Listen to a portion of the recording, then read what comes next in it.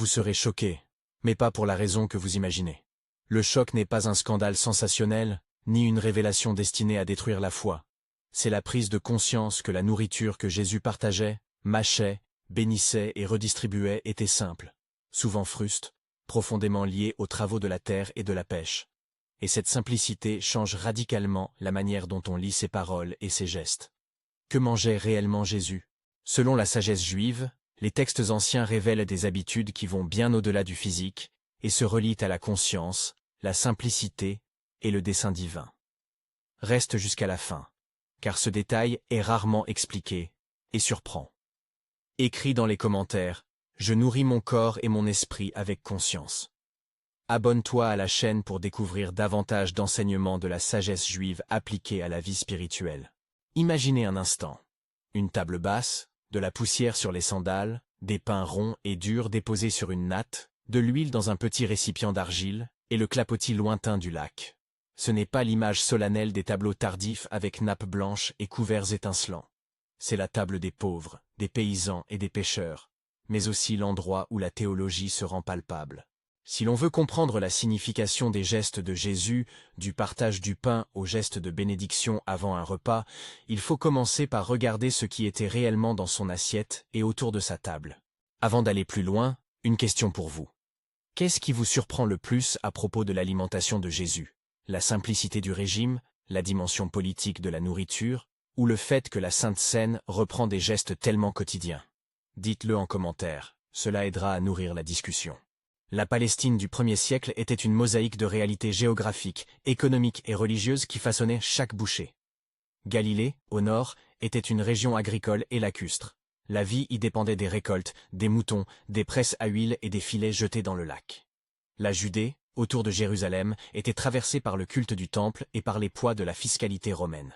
Les impôts, les prélèvements du temple et les contributions des élites locales pesaient sur des foyers souvent fragiles. Ce contexte économique signifie que la nourriture n'était pas un simple détail culturel. Elle était un marqueur social, un signe de loyauté religieuse, et parfois un instrument d'oppression. Les fouilles archéologiques viennent confirmer ce que les textes suggèrent. Dans des sites comme Capharnaüm et Migdal, les restes matériels témoignent d'un paysage alimentaire dominé par l'orge, l'huile, les légumineuses et le poisson d'eau douce. Selon des chercheurs tels que Joachim Jeremias et des archéologues contemporains, Shmuel Safra, Suzanne Weingarten, ou encore les analyses paléo-archéologiques rassemblées par Jonathan Clawans, les dépôts et les faunes osseuses montrent une rareté de la viande et une quasi-absence de porc dans la plupart des lieux juifs observants. Les fours domestiques, les meules pour moudre les grains et les pressoirs à huile découverts dans des maisons paysannes traduisent un quotidien de production simple et une autonomie alimentaire limitée. Chaque famille transformait ce qu'elle pouvait, mais dépendait largement des saisons et des prélèvements fiscaux. Comprendre ce contexte permet d'éviter deux erreurs courantes. Soit idéaliser une table luxueuse qui n'existait pas pour la majorité, soit réduire la table de Jésus à une misère purement sociologique. La vérité est plus nuancée. Dans la frugalité, la table devient un langage théologique. Mais revenons aux aliments concrets. Le pain n'était pas un luxe raffiné. Le pain d'orge tient une place centrale dans la paléodiée de la Galilée. L'orge poussait bien sur des terres moins fertiles et était moins coûteuse à produire que le blé. Il constituait le pain du quotidien des classes populaires. Le pain de froment, plus léger et plus apprécié, restait plus associé aux riches ou aux occasions spéciales.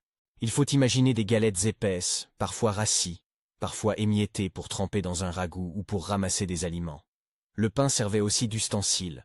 On l'utilisait pour pousser la nourriture vers soi, pour recueillir une sauce, pour essuyer un plat. Les textes évangéliques qui évoquent « rompre le pain » prennent sens dans cet univers où le pain est à la fois nourriture et instrument. L'huile d'olive était l'or liquide du bassin méditerranéen, mais accessible à de nombreuses familles sous une forme modeste. Elle agrémentait les pains, assaisonnait les légumes secs, et servait à conserver et parfumer. Les presses et amphores retrouvées illustrent une production domestique souvent complémentaire à la culture céréalière. L'olive et son huile possèdent déjà dans l'Ancien Testament et dans la tradition juive une charge symbolique. Onction, lumière, bénédiction. Pour Jésus et son entourage, l'huile était donc à la fois nourriture de tous les jours et métaphore potentielle. Les légumineuses, lentilles, fèves, pois chiches, étaient sources de protéines végétales et figuraient régulièrement dans les soupes et ragoûts.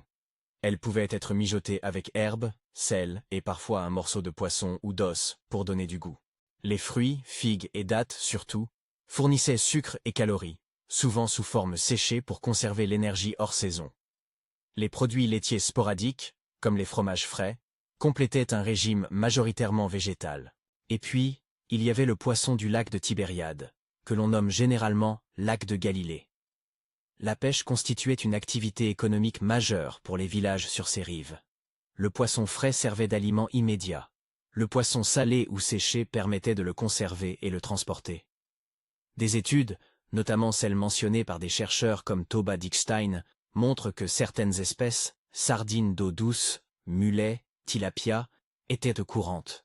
Le poisson n'était pas un luxe inconnu. Il faisait partie intégrante de l'assiette de nombreux Galiléens, ce qui explique la centralité symbolique des images évangéliques qui mettent le poisson au cœur des multiplicateurs, des repas au bord du lac, et des appels des pêcheurs à devenir pêcheurs d'hommes. La viande était rare. Elle apparaissait lors de fêtes, d'offrandes cultuelles ou comme marqueur de statut. L'agneau de Pâques est l'exemple le plus évident. La consommation de viande rituelle scellait un lien communautaire fort. Mais pour l'homme moyen qui suivait Jésus, la viande était occasionnelle, réservée aux grandes occasions, tandis que la majorité des repas reposaient sur céréales, légumineuses, huiles, légumes et poissons. Le rythme des repas lui-même mérite d'être expliqué. Les habitants du 1er siècle suivaient généralement 2 repas par jour, un petit repas le matin et un repas principal vers le coucher du soleil. Les sources historiques et ethnographiques signalent ces 2 temps comme normatifs. Le soir, la famille se rassemblait, partageait pain et plats dans une logique de communauté. Les repas publics pouvaient être plus abondants, comme lors de fêtes ou de repas d'hospitalité. Lors de la Pâque et d'autres grandes célébrations, la table se chargeait parfois d'animaux sacrificiels, de pains spéciaux et de vin. Parler de vin est aussi essentiel. Les textes évangéliques montrent des usages du vin dans la vie quotidienne et liturgique. Les noces de Cana, par exemple, soulignent que le vin pouvait se présenter sous des qualités variables selon les ressources du foyer. Le vin servait à arroser le pain, à accompagner la fête, et avait une dimension rituellement chargée dans les repas juifs. Les fouilles et les études de céramique, dont les amphores et coupes, donnent une idée des contenants et de la diffusion des boissons fermentées. Mais il est important de ne pas anachroniser le goût. Il ne s'agissait pas de crus raffinés comme dans les dignités modernes, mais de boissons locales, parfois aigres, souvent diluées. Maintenant que le décor matériel est posé, regardons quelques gestes et épisodes évangéliques qui travaillent ce langage alimentaire. Les récits ne doivent pas être altérés. Ils seront respectés dans leur teneur narrative et théologique. Mais savoir ce qui était dans l'assiette aide à éclairer leur portée. Prenons la multiplication des pains et des poissons. Qu'il s'agisse des 5000 ou des 4000, le récit insiste sur des quantités limitées transformées pour nourrir une foule. Historiquement, il est probable que les pains évoqués étaient des petites galettes d'orge, des pains compacts que l'on pouvait facilement transporter. Les poissons, quant à eux, appartenaient probablement aux espèces locales du lac. Les fouilles de rivage et les analyses de restes osseux corroborent cette présence massive de poissons d'eau douce dans la consommation locale. D'un point de vue historique, il est plausible que Jésus et ses disciples aient distribué ce qu'ils avaient, quelques pains, quelques poissons, transformant un acte d'hospitalité en un geste qui dépasse sa matérialité. Sur le plan symbolique, ce geste s'inscrit dans une mémoire communautaire et dans un discours théologique. Les évangélistes ont choisi des chiffres, 12, 7, qui renvoient à des motifs bibliques et à la structure de la communauté. 12 peuvent évoquer les 12 tribus d'Israël, 7 la complétude. Joachim Jérémias et d'autres exégètes suggèrent que ces chiffres oscillent entre souvenir d'un fait historique et mise en valeur théologique. Il est prudent de dire que les récits combinent mémoire d'un événement alimentaire concret et lecture théologique visant à montrer que, dans celui qui partage la table, se révèle quelque chose de plus grand. Autre épisode, les noces de Cana, où l'eau devient vin. Probablement contextualisée dans un repas de noces juif, cette transformation doit être lue à la fois comme un signe dans la tradition johannique et comme une reconnaissance de la centralité du banquet dans la vie sociale. La transformation de l'ordinaire en festif n'efface pas le caractère matériel des aliments. Au contraire, elle proclame que le sacré peut investir l'ordinaire, thème profondément incarné chez Jésus. Le récit d'Emmaüs est tout aussi éclairant. 2 disciples ne reconnaissent Jésus qu'au moment où il rompit le pain. Ici, le geste domestique, la manière de partager une galette et d'en bénir la nourriture, devient un révélateur théologique. Le fait que la reconnaissance survienne dans l'acte alimentaire indique que la signification du Christ est liée au fait de manger ensemble. La table devient lieu d'épiphanie. Ces récits, lorsqu'on les replace dans leur contexte culinaire, cessent d'être simplement des miracles isolés et deviennent des enseignements incarnés. Jésus parle de pain parce qu'il connaît le pain, il partage du poisson parce qu'il fréquente des pêcheurs, il transforme l'eau en vin dans une noce parce que les noces étaient des lieux où l'avenir communautaire se jouait. La nourriture est le langage matériel par lequel il communique. Cela explique aussi pourquoi la table est souvent le lieu d'enseignement et de révélation. C'est le lieu où les différences sont négociées, où l'accueil se distribue, où les identités se croisent. Mais il faut aussi entendre la dimension politique implicite. Nourrir ou priver de nourriture, distribuer ou accaparer le pain, sont des gestes qui ont des effets sociaux. La Palestine sous domination romaine connaissait des inégalités fortes. Les prélèvements fiscaux et la pression sur les paysans pouvaient produire insécurité alimentaire saisonnière. Quand Jésus partage la nourriture, il ne fait pas que soulager une faim passagère. Il manifeste un modèle communautaire alternatif. Les repas où il s'assoit avec les publicains, les pécheurs, les marginalisés, signent une rupture rituelle. Rompre les barrières sociales et rituelles autour de la table. Il est important de ne pas instrumentaliser ces actes en leur donnant une portée purement politique moderne, mais la dimension politique est bel et bien présente. La nourriture révèle des rapports de pouvoir, des obligations sociales et des gestes d'hospitalité qui peuvent inquiéter les autorités et les élites religieuses. Les évangélistes, chacun à leur manière, soulignent que la table de Jésus n'était pas neutre. Elle questionnait l'ordre établi en montrant que l'assemblée autour du pain pouvait être un signe du royaume. Inclusive, attentive aux pauvres, détachée des seuls codes d'exclusion. Un détail matériel nourrit néanmoins une grande symbolique. Le type de pain employé dans ces gestes. Si la Sainte Seine est l'objet d'un lien eucharistique central, le pain rompu, la coupe donnée, il ne faut pas imaginer un pain raffiné. Les indices historiques et archéologiques tendent à montrer que ce pain n'est pas une baguette dorée, mais un pain dense. Un pain d'orge probablement. En d'autres termes, la mémoire liturgique a fixé un rite suprêmement sacré autour d'un aliment qui, en lui-même, était ordinaire. Et c'est précisément cela qui est théologiquement provocateur. Le sacrement s'enracine dans la frugalité. Regardons de plus près ce que disent quelques spécialistes. Joachim Jérémias a insisté sur l'importance de la table dans la prédication de Jésus, la reliant à son activité de maître qui parlait en parabole dans des contextes de repas et d'accueil. Suzanne Weingarten, dans ses travaux sur la paléodiète et les pratiques alimentaires, rappelle que la texture des galettes d'orge, la façon dont elles se conservaient et la manière de les consommer étaient tout, sauf théoriques. Elle déterminait des pratiques sociales précises. Shmuel Safra, par ses observations dans des sites lacustres, a mis en lumière la place du poisson dans l'économie domestique de Galilée, tandis que Toba Dickstein a souligné l'importance des installations de mouture et de cuisson dans la vie villageoise. Jonathan Clowens, enfin, rassemble des perspectives historiques qui montrent combien la table était un lieu de formation identitaire. Ces voix convergent sur un point essentiel. La nourriture était le tissu de la vie quotidienne et le matériau de toute communication sociale et religieuse.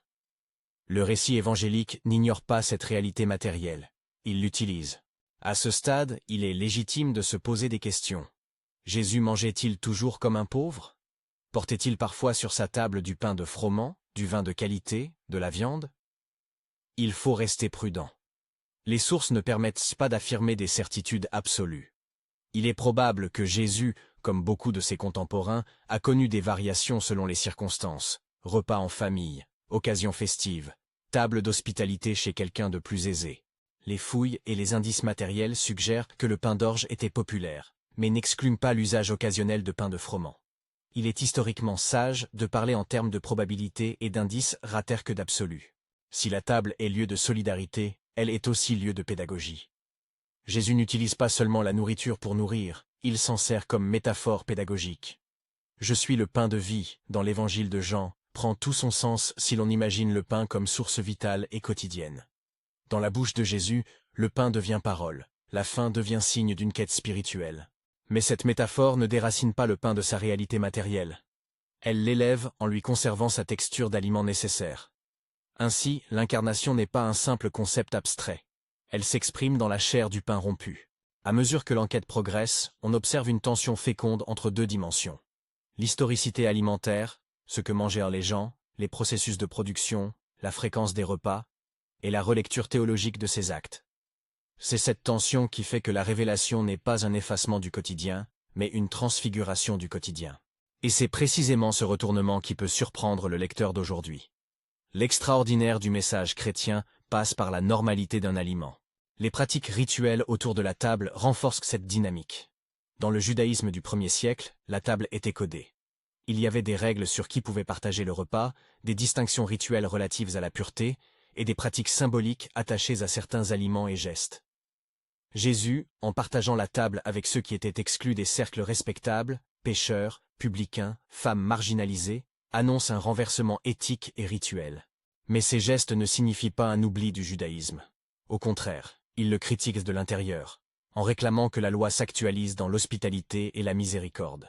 Dans ce tableau déjà riche, quelques précisions matérielles donnent de la densité au geste. Imaginez la galette d'orge humidifiée dans l'huile, la saveur légèrement amère de l'olive fraîche, le filet de poisson grillé sur des braises, la fumée mêlée aux rires autour d'un repas. Les amphores vides, les miettes sur la natte, la main qui rompt le pain. Tout cela compose une scène dont les contemporains de Jésus auraient saisi les nuances immédiatement. Pour nos lecteurs modernes, ces détails sont révélateurs. Ils déplacent la réflexion des grandes catégories abstraites vers une théologie incarnée. Nous touchons ici à une question clé. Pourquoi ces détails alimentaires importent-ils pour la foi? Parce qu'ils rappellent que la révélation n'est pas seulement conceptuelle. Elle est aussi relationnelle et pratique. Quand Jésus dit « Donnez-leur vous-mêmes à manger » ou quand il rompit le pain à Emmaüs, il n'invente pas une métaphore théorique. Il travaille avec des gestes qui étaient déjà porteurs de sens social et religieux. Déplacer ces gestes hors du contexte, les styliser au point de leur faire perdre leur matérialité, appauvrit le message. Redonner aux aliments leur réalité historique enrichit la lecture théologique. Au fil de ces considérations, un paysage narratif se dessine, où histoire, archéologie et herméneutique se rencontrent. Mais certaines interrogations profondes restent en suspens et ouvrent un champ d'exploration. Comment les contemporains de Jésus comprenaient-ils la multiplication des pains? Comme un signe messianique? Comme un acte de solidarité miraculeuse? Ou comme les deux à la fois? Quelle part de mémoire institutionnelle a transformé un geste de partage en rite eucharistique pour les premières communautés? Comment la pratique alimentaire du judaïsme ancien a-t-elle structuré les réponses des évangélistes? Et enfin, comment réconcilier l'échelle microscopique d'un repas familial avec la portée macroscopique des discours sur le royaume? Ces questions nous amènent à un point de tension fructueux. D'un côté, l'enquête historique nous ramène sans cesse aux réalités matérielles, les outils, les produits, les rythmes alimentaires. De l'autre, la lecture théologique nous invite à lire ces mêmes éléments comme signes émissaires d'un sens plus profond. La suite de notre parcours devra maintenir cet équilibre. Respecter la rigueur historique tout en laissant la théologie faire son œuvre. C'est précisément ici que la surprise promise par le titre prend son sens. Le choc n'est pas une découverte scandaleuse, mais la reconnaissance que la théologie du Christ est ancrée dans la texture quotidienne d'un pain d'orge. Avant d'aller plus loin dans l'exégèse des textes et l'analyse des épisodes évangéliques, prenons un instant pour considérer des cas concrets qui montrent combien la nourriture est à la fois pratique et symbolique. Prenons la pêche miraculeuse narrée dans certains évangiles. Là encore, le poisson renvoie aux professions des premiers disciples, mais aussi à une métaphore missionnaire, les pêcheurs d'hommes. L'association entre poisson comme ressource alimentaire et poisson comme signe symbolique illustre bien la manière dont le matériel devient langage. Un autre exemple, la table avec les publicains.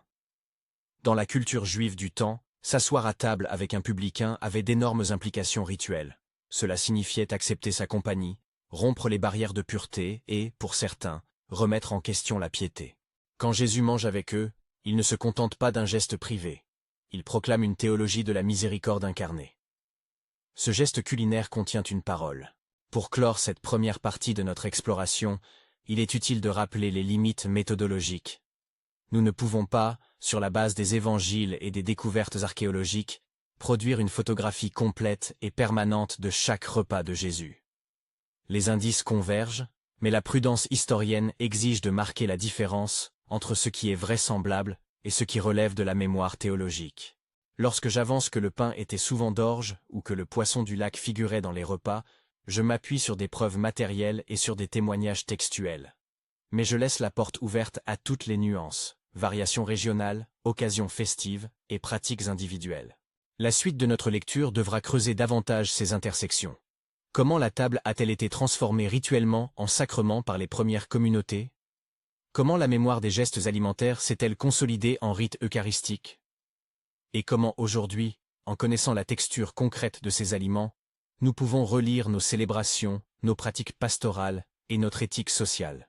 Ces questions vont permettre de franchir le seuil entre la découverte historique et la réception théologique contemporaine. Nous sommes donc à un tournant. D'un côté, la table matérielle, pain dur, huile âpre, poisson grillé, et de l'autre, la table sacramentelle qui s'enracine dans ces mêmes réalités. La vérité surprenante, pour le lecteur contemporain, c'est que la grandeur du message chrétien n'abolit pas la petitesse du pain. Elle s'y attache. En poursuivant, nous entrerons dans les récits évangéliques majeurs et dans leur réception liturgique pour comprendre comment ce qui était simple est devenu fondement d'une mémoire communautaire universelle. Ce que nous sommes en train de toucher, et qui va devenir central maintenant, c'est la manière dont un geste si simple, rompre une galette, partager une coupe, tendre un poisson grillé, a été retenu, remanié et finalement ritualisé par les premières communautés chrétiennes. Quand on lit Paul, Luc ou Jean, on voit des couches de mémoire, une expérience alimentaire vécue et partagée, puis une relecture théologique qui transforme cette expérience en signe et en pratique liturgique. Pour saisir cette transformation, il faut garder sous les yeux à la fois la texture concrète du pain d'orge et la trajectoire historique qui va de la table domestique au rite communautaire. Prenons la dernière scène telle que la restitue la tradition synoptique et telle que la retravaille Paul dans sa lettre aux Corinthiens. Il est prudent de rappeler que les évangélistes rapportent des traditions diverses. Luc situe clairement la scène dans le cadre pascal, Marc et Matthieu conservent un schéma semblable, tandis que Jean développe plutôt un discours symbolique autour du pain de vie et des lavements des pieds. Paul, plus tôt encore, cite une formule liturgique que les communautés utilisent déjà. Le Seigneur Jésus, la nuit où il fut livré, prit du pain. 1 Cor 11. Ce texte paulinien est souvent considéré par les historiens comme un témoignage direct d'une pratique ancienne, une forme de mémoire liturgique qui existait déjà dans les assemblées avant que l'Évangile ne soit fixé par écrit. Autrement dit, le pain rompu et la coupe partagée ne sont pas des inventions tardives. C'est la mémoire d'un repas qui a été interprété et incorporé très tôt. Sur la question précise du cadre pascal, la plupart des spécialistes estiment qu'il est probable que le repas évoqué par les synoptiques ait été connecté à la Pâque juive, au moins dans sa forme narrative. Toutefois, la manière dont chaque évangéliste relie cet événement varie selon sa théologie et son projet communautaire. Dire que la scène est une Pâque ne signifie pas la réduire à un seul élément rituel. Cela montre que le repas se situe dans une matrice liturgique juive connue et que les gestes alimentaires s'inscrivent dans un horizon symbolique déjà porteur. Le mot d'ordre ici est « prudence ». Il est historiquement vraisemblable que le cadre pascal pèse sur la mémoire du dernier repas, mais la relecture christologique des textes a aussi déplacé et intensifié certaines significations. Le type de pain employé lors de ces repas est, là encore, une fonte d'indices plus que la preuve d'un détail immuable.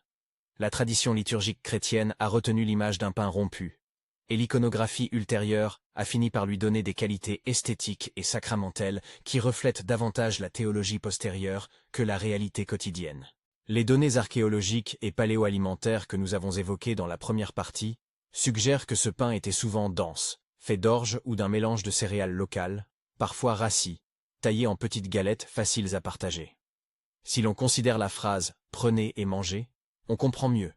Il s'agit d'un pain qui se rompt facilement, qui se manipule sans couvert, et qui s'intègre à une table basse où l'on partage. Quand la mémoire liturgique élève ce pain ordinaire au statut de sacrement, le geste gagne une décentration étonnante. Le sacré s'ancre dans la matière la plus humble. C'est cette humble réalité qui paradoxalement confère à l'Eucharistie sa puissance symbolique. Aborder la question des chiffres symboliques dans les récits des multiplications et des autres épisodes requiert la même délicatesse. Les nombres 12, 7, 50 sont à la fois indices mémoriels et véhicules d'une théologie qui s'est jouée avec l'imagerie biblique. Il est historiquement plausible que des pains et des poissons aient été réellement partagés. Il est aussi plausible que des traditeurs successifs aient, pour signifier l'ampleur théologique de l'action, employer des chiffres polis par la symbolique hébraïque. Joachim Jérémias, dans ses analyses, mettait en lumière cette double piste. Un événement concret porté ensuite par une mémoire structurée en thèmes théologiques. Autrement dit, il n'est pas nécessaire d'opposer historique et symbolique comme si l'un annule l'autre. Ils sont des strates complémentaires de la mémoire communautaire. Ce qui est remarquable, et qui explique pourquoi la table devient un instrument de théologie, c'est la force performative du geste alimentaire. Donner à manger a des conséquences sociales immédiates. Il apaise, il crée des obligations, il ouvre des rencontres. Mais en même temps, les évangélistes et les premières communautés lisent ces gestes comme des signes prophétiques. Quand Jésus dit « Je suis le pain de vie », il parle à des personnes qui ont faim quotidiennement. Il transfère la métaphore du besoin matériel vers une annonce existentielle. Et ce transfert n'annule pas le pain matériel. Il le recycle comme vecteur d'une vérité plus vaste. Le pain ordinaire devient alors un médium théologique. Il manifeste l'accès à la vie qui vient de Dieu, tout en conservant sa fonction sociale première. Soulevons maintenant un point souvent négligé. La manière dont la table a servi de lieu de formation identitaire pour les premières communautés. Les repas partagés créent des structures de convivialité et des règles implicites. Qui est invité? Qui s'assoit où? Qui rompt le pain? Ces gestes sont des actes de pouvoir, ou d'inversion du pouvoir, et ils contribuent à constituer une mémoire communautaire. Les récits évangéliques soulignent à plusieurs reprises que Jésus dînera avec les marginalisés. Ce choix n'est pas accessoire. Il façonne la communauté en un espace où l'inclusion devient norme. À terme, la mémoire de ces repas trace la manière dont les assemblées chrétiennes vont concevoir leur propre table liturgique, en la modelant sur l'hospitalité inclusive de leur maître. L'autre versant, que l'on retrouve dans la manière dont la liturgie se fixe, est la dimension commémorative. Les actes de mémoire liturgique ne visent pas seulement à rappeler, ils effectuent une présence. L'Eucharistie primordiale, telle que la conçoivent Paul et Luc, est à la fois mémoire et anticipation. On se souvient de l'événement et on anticipe la plénitude du royaume. C'est une mémoire active, qui fait entrer la communauté dans la continuité de l'agir christique. Le pain rompu n'est donc pas un simple symbole statique. Il est un instrument performatif qui réactualise une relation. Comprendre cela permet de saisir pourquoi la sélection des aliments et leur banalité importe. La liturgie ne choisit pas l'opulence, elle sanctifie l'ordinaire. La dimension politique évoquée plus tôt mérite d'être approfondie à la lumière de ces observations. La nourriture, dans un contexte d'occupation et de disparité économique, est un enjeu politique concret. Partager du pain peut signifier une redistribution économique, une critique implicite des systèmes d'accaparement, ou au minimum, un refus de l'exclusion. Lorsqu'un maître du peuple s'assoit et prend la nourriture des exclus, il effectue un geste qui brise les conventions d'appartenance rituelle et sociale. Ce geste prend un poids particulier dans la Palestine du 1er siècle, où la table était un marqueur d'appartenance religieuse. Les historiens comme Shmuel Safra et Toba Dickstein nous aident à lire ces actes sous l'angle socio-économique. La production alimentaire, la pression des prélèvements et la fragilité des petits producteurs rendent toute gestuelle de partage hautement significative. En ce sens, la théologie de la table est inévitablement une théologie politique, non pas partisane dans le sens moderne, mais engagée dans la redéfinition des liens sociaux. Nous touchons alors à une question pastorale. Que signifie aujourd'hui relire la Sainte Seine à la lumière de ses réalités matérielles et sociales? Pour les communautés contemporaines, connaître la texture concrète des aliments de Jésus peut radicalement éclairer la manière dont on célèbre. Cela peut conduire à des choix liturgiques, simplicité des éléments, renforcement des gestes d'hospitalité, mais aussi à une praxis sociale. S'engager contre la précarité alimentaire, adapter la pratique eucharistique à la sensibilité des pauvres, faire de la table paroissiale un lieu d'inclusion effective. Il ne s'agit pas d'imposer une seule manière d'agir, mais de faire dialoguer la mémoire liturgique avec la responsabilité sociale. Célébrer l'Eucharistie sans prendre soin des affamés serait une contradiction visible. Sur le plan théologique, l'un des enseignements les plus profonds de cette enquête est la continuité entre incarnation et Eucharistie. L'incarnation de Dieu en Jésus implique que le divin se manifeste dans le concret. Si Jésus transforme une galette d'orge en signe d'un don plus grand, alors l'Eucharistie est la continuation de cette logique. Le sacrement prend la matière ordinaire pour la rendre sacramentelle. Le chrétien contemporain qui retrouve cette logique peut recevoir une libération de la tentation de spiritualiser à l'excès. la sainteté se mesure aussi à la manière dont on vit le quotidien, à la manière dont on partage le pain, à la qualité des relations maintenues autour de la table. Revenons un instant au rôle des pêcheurs et du poisson. Les images johanniques et synoptiques n'utilisent pas le poisson par hasard. Dans un monde lacustre, il est à la fois nourriture et symbole d'accès aux moyens de subsistance. Les multiples récits liés à la pêche, la prise abondante après la résurrection, l'appel des premiers disciples au bord du lac, inscrivent la mission dans le lexique du travail quotidien. Quand Jésus dit « Je vous ferai pêcheurs d'hommes », il s'adresse à des ouvriers de la mer, qui savent la valeur d'un filet, la patience de l'attente, la joie d'une prise partagée. Souligner ce lien, comme l'ont fait des spécialistes tels que Safra et Weingarten, permet de ne pas séparer la spiritualité de l'éthique du travail et de la subsistance. Un autre point qui mérite d'être retenu et qui nous ramène au cœur des implications pour la liturgie. La mémoire eucharistique est une mémoire communautaire qui façonne la manière dont on comprend l'identité de l'Église. Pratiquer la scène, c'est s'identifier à une histoire de table où l'invitation est tournée vers l'autre. Cette identité se construit dans la répétition du geste, la main qui rompt, la coupe qui passe. En connaissant mieux la matière et les conditions historiques de ces gestes, on peut mieux comprendre pourquoi la répétition n'est pas un simple rituel figé, mais une inscription de la communauté dans une tradition qui exige cohérence entre parole et action. Avant de conclure, il est utile de mentionner brièvement un souci méthodologique qui doit accompagner toute lecture de ces matériaux. Lorsque je propose des reconstitutions, comme la saveur de l'huile d'olive fraîche, la texture du pain d'orge, la manière de griller un petit poisson sur des braises, il s'agit de reconstitutions plausibles, informées par les fouilles et par les études paléo-alimentaires, mais qui demeurent des hypothèses étayées plutôt que des images photographiques. Dire autrement, ces reconstitutions servent à rendre intelligibles les gestes, elles ancrent la théologie dans la matière, mais elles doivent être distinguées des affirmations factuelles absolument certaines.